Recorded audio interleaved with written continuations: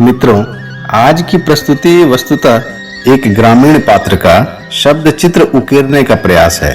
काल अवधि 70 के दशक की है। कैनवास पटल है भारत का एक गरीब गांव और पात्र है गांव का बहुमुखी प्रतिभा का धनी एक बूढ़ा जिसे सारा गांव दादू के नाम से पुकारता था।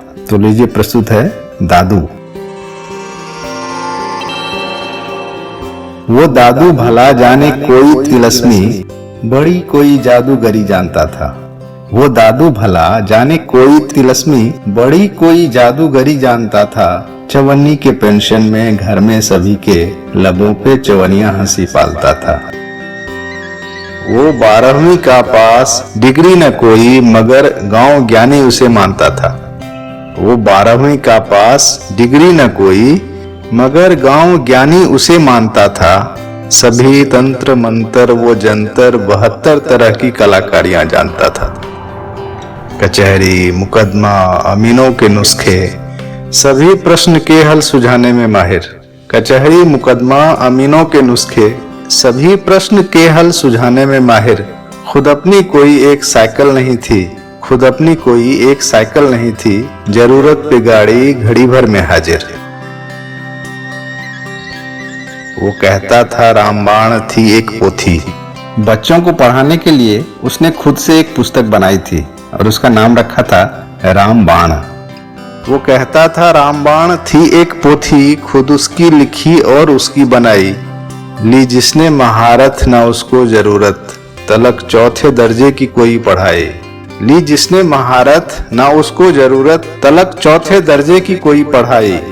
जुमलों में गीतों में थे याद उसको, सभी सूत्र जिह्वा पे सारे पहाड़े। जुमलों में गीतों में थे याद उसको, सभी सूत्र जिह्वा पे सारे पहाड़े। कहानी पहेली में और बातों बातों में कितने गणित के नियम थे सिखाए। सभी गांव वालों के जगने की घंटी उसकी प्रातकाली गांव वालों के लिए मॉर्निंग अलार्म का काम करती थी। सभी गांव वालों के जगने की घंटी सुबह भिनसरी प्रातकाली थी उसकी। कोई एक सुबह जो सुनी ना अगर, पूछने को तबीयत भी आते थे उसकी। थी भाषा में उसकी तलफ्फुज निराली, थी भाषा में उसकी तलफ्फुज निराली, मगर उसका ग्रामर बड़ा ही सबल था। वो डेविड को कहता दवीद और संस्कृत में मूर्धन्य शौ को वो खौ बोलता था। वो डेविड को कहता दवीद और संस्कृत में मूर्धन्य शौ को वो खौ बोलता था।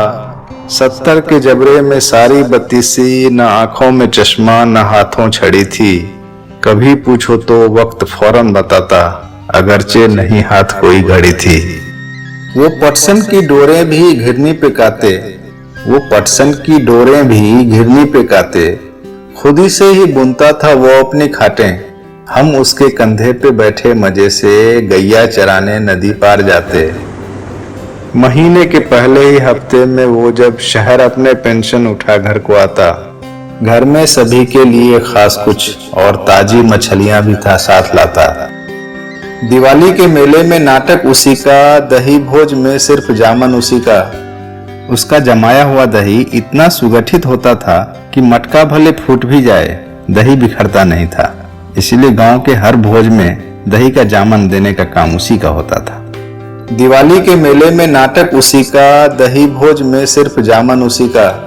हो पंचों का मसला सयानों की बैठक, कहीं भी हो चाहे बुलाया वो जाता।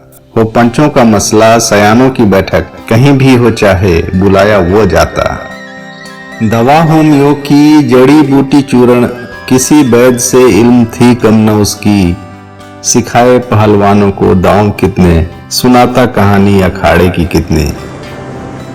सुनाता हूँ बच्चों को जब उसके किस्से, सभी मुझको झूठा बताते हैं उल्टे।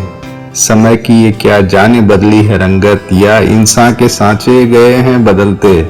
समय की ये क्या जाने बदली है रंगत, या इंसान के सांचे गए हैं बदलते।